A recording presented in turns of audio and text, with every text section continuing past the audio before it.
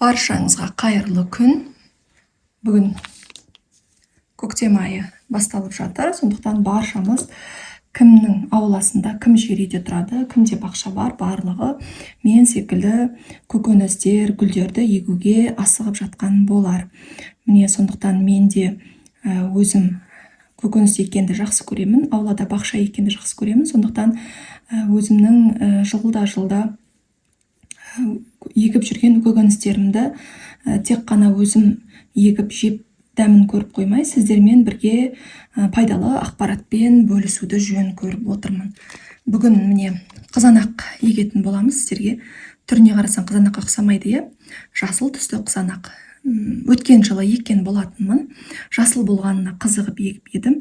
Дәмі деген керемет, шекер татып тұр. Сондықтан қатты ұнады және қыс мезгілі болғанына қарамастан өткен жылы барып тағы да жаңа осындай тұқым сатып алып келдім. Седек фирмасының жасыл түсті сахар зеленый деп аталатын қызанағы. Средний спелый дейді, яғни орта деңгейде піседі. Сондықтан қазір наурыз айының басында мен бұл қызанақты көшет егіп бастаймын. Негізі батыс өңірінде көшеттерді далаға егу мезгілі мамыр айының 20-сынан кейін басталады. Бізде өкінішке орай көктем кеш келеді, сондықтан даланың температурасы бақша егуге сәйкес келмейді. Ертерек біз еге алмаймыз. Егер оңтүстік өңір, Шымкент өңірі болса, онда тіптен наурыз айы басталмай тұрып, ақпан айының аяғында көшет егуді бастап кететін уақыт болып есептеледі. Әрине, оңтүстік өңірде тұрсаңыз әлі де кеш емес, сондықтан менімен бірге еге берсеңіздер болады.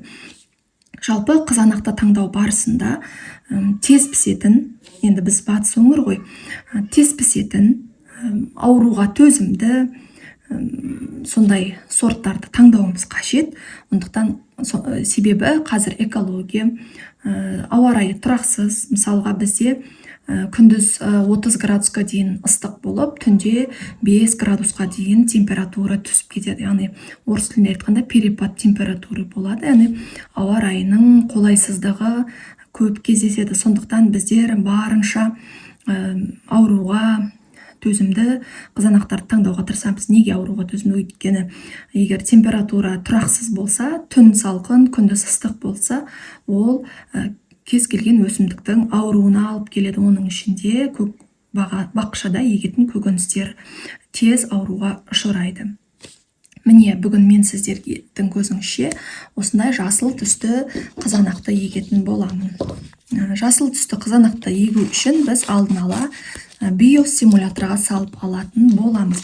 Ол биостимулятор менде эпин экстра. Көбінесе танымал болғандықтан эпинді алдым. Сіздер сәйкесінше кез келген биостимуляторларды пайдалансаңыздар болады. Ол мысалға циркон болуы мүмкін, HB101 деген препарат болуы мүмкін. Немесе мынадай биопрепарат болуы мүмкін. Ол өз таңдауыңызда. Тіпті қарапайымы гумат калияға да тұқымдарыңызды салып қойсаңыздар болады. Таңдау өзіңізде. Мен эпин танымал болғандықтан эпинді қолданамын деп шештім. Өйткені қазір кез келген бақша өсіруші, бөлме гүлдерін өсіруші ханымдар мен ханшайымдардың қолдарында эпин кездеседі деп ойлаймын.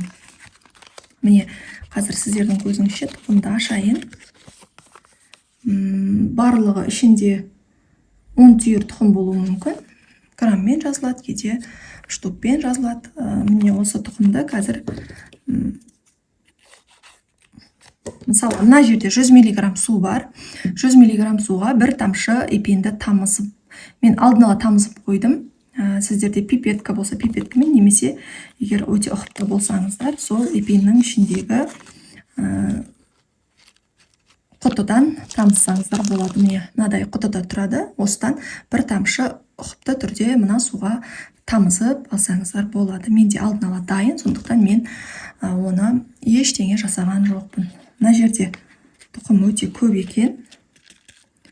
Енді тұқымның срогына қарасам 2000 27 жылға дейін жарайды екен. Сондықтан мен барлығын қолданғым келіп тұрған жоқ. Шамалы бөлшегін алып қалғым келіп тұр. Себебі өте көп тұқым маған артықтық етеді. Бұның ішінде тіптен бір шама түйір тұқым бар екеніне қараңыздар. Тұқым. Міне осы тұқымды аламыз да мына суға салып, эпин араластырған суға салып, араластырып 12 сағаттан 24 сағатқа дейін қойып қоямыз. Міне мына ішін қарасаңыздар, ішінде тұқым бар. Бұл тұқымды мен келесі жылға алып қалғым келіп тұр. Өйткені мына тұқым маған жеткілікті. Жыл сайын тұқым сатып ала бермей, осындай тұқымдарды алып қоятын бір пысықтығым бар.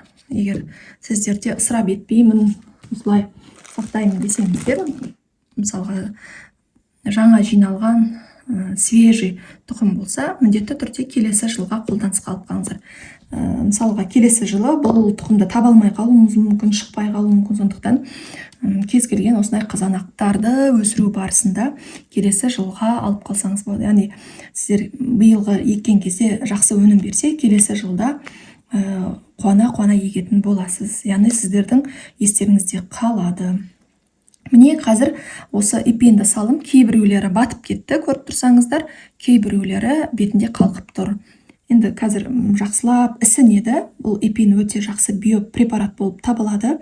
Өте пайдалы, ауруға ұшырамайды, зиянкестерден сақтайды. Жақсы, керемет нәтиже, керемет жеміс беруіне әсер береді. Міне осы суымызды дайын болған тұқымымызды осылай 12 сағатқа қойып қоямыз. 12 сағат өтсін, арада содан кейін видеоны жалғастыратын боламыз. Алдарыңызда мындай қызанақ, зеленый сахар деген эпинде шамамен 14 сағаттай уақыт тұрды. Қазір осы судан тұқымдарды алатын боламын. Салфетка керек маған. Және суын сарқып ыдысқа төгіп жібердім. Түбінде судың бетіне қалқып та шыққан жоқ. Бірден түбінде өзі қалып қойды. Қазір шамалы кепсін.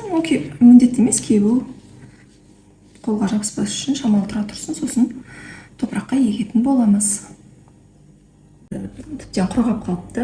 Қазір осы жасыл түсті қызанақты егіп шығамыз. Ол үшін маған мынадай әдіс керек. Әдістің ұшын мынаны тесіп шықтым. Әдістің жақсы жері жылулықты сақтайды. Негізі егер болып жатса, осындай әдіс пайдалансаңыздар болады. Және мынадай биік емес та, қатты өте жақсы. Сондықтан осындай әдісті пайдалануға кеңес беремін. Сыртына жазып қойдым осындай сахар зеленый деп. Алдыға дайындаймын. Қазір осыны топырақпен толықтырамын.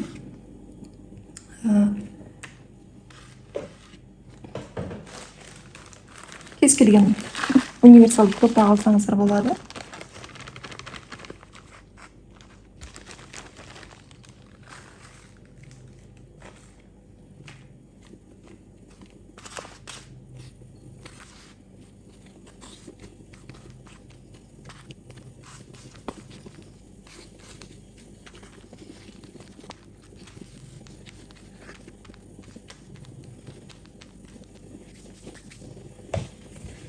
Топырақты қазір ылғалдандырып аламыз.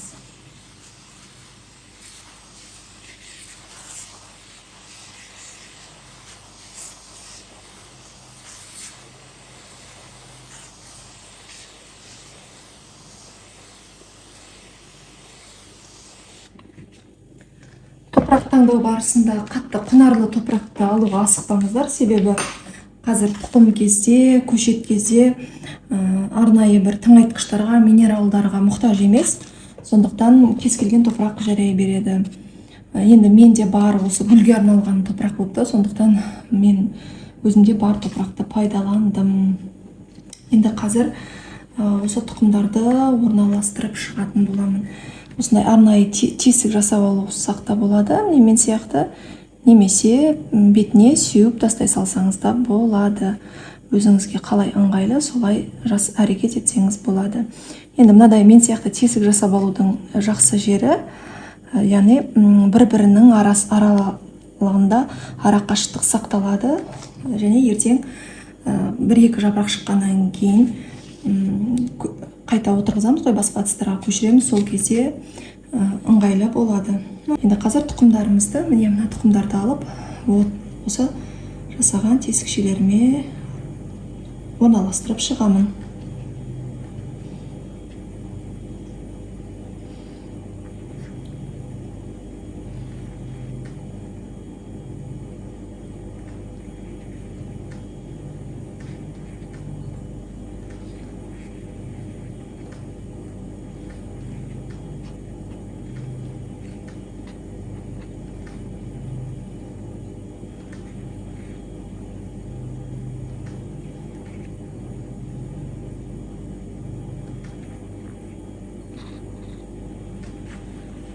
Екі тұғым ауысып қалды. Енді осы екі тұғымды бір жерге қойып жіберейін.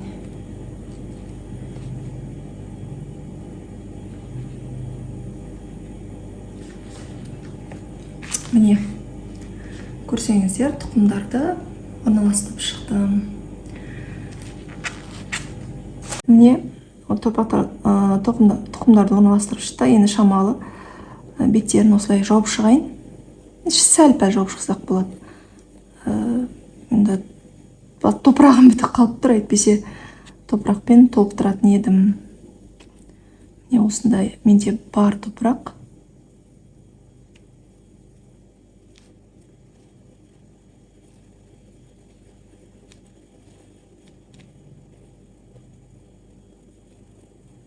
Не өстіп, шамалы өзімше беттерін нетіп шықтым. Енді тағы да сәл-пәл ылғалдандырып жіберейін.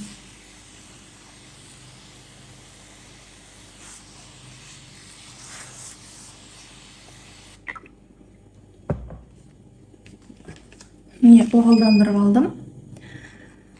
Енді міндетті түрде жылы жерге, тұрақты температура сақталатын жерге қойып қоямын. Шамамен 5-7 күннің ішінде жарып шығу қажет.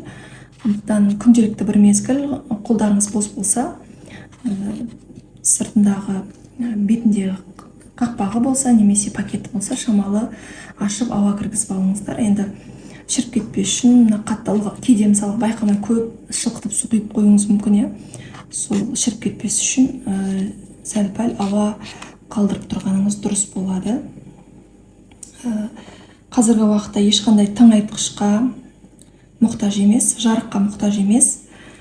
Ең маңыздысы ылғал сақталса, яғни топырақ қатты күйіп кетпесін, және жылулық сақталсын. Міне осы екі қағиданы естеріңізде сақтаңыздар. Сосын егер бір тұқымның жарғанын байқаған болсаңыз, бірден лампаның астына қоямыз. Егер мысалға тұқымның 50% жарып шыққан болса, онда жайлап бетіндегі крышканы немесе қақпағын немесе пакетін алып тастауға болады. Ал егер 1-2 тұқым жарған болса, онда шамамен 60-70% тұқым жарғанын күтіңіз. Сосын жарықтың астына қойыңыз. Енді сіздерге қымбат фитолампа ал деп айтпаймын, кәдімгі светодиодты лампа, бірақ ваты ең болмағанда 30 ваттан жоғары жарықтандыру лампа алсаңыз болады. Негізі ваттың жоғары болғаны жақсырақ, себебі егер жарық жетіспесе, шыққан өсінділеріміз қатты ұзарып кетуі мүмкін. Ал егер жарық жеткілікті болса, томпиып әдемі болып көшеттеріміз шығатын болады. Және жарғаннан кейін қатты ыстық жерге қоймаймыз, сәл-пәл бөлме температурасынан төмен салқындау жерге, жарық жерге қойса, көшетіміз керемет өсетін болады. Оны алдағы уақытта әлі де айта жатамын. Сондықтан әзірге ескеретін жағдайларыңызды жаңа айтып қойдым. Міне енді тұқымның жарғанын күтетін боламыз. Видеоның жалғасы болады.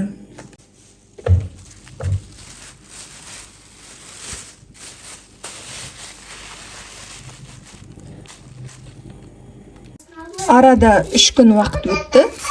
Міне қызанақтарымыз жарықты. Қазір пакеттен алатын болам, сіздерге көрсетейін.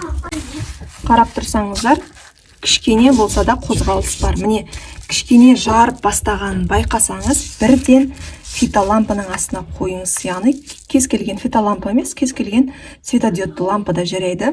Егер қосымша жарық болмаса, онда сіздердің көшеттеріңіз созылып ұзарып кетеді, және ол болашақта әр түрлі ауруларға ұшырауы мүмкін, черная ножка деген сияқты, және ұзарып жарықты іздеймін деп құлап қалуы мүмкін. Бізге ұзарып кеткен қызанақтың көшеті қажет емес. Міне қазір толық әдемілеп жарғаннан кейін бөлме температурасынан сәл-пәл салқындау жерге, жарық мол түсетін жерге қойсақ болады. Әзірше бүгінше пакетпен тұрады, ертеңнен бастап пакетін ашатын боламын.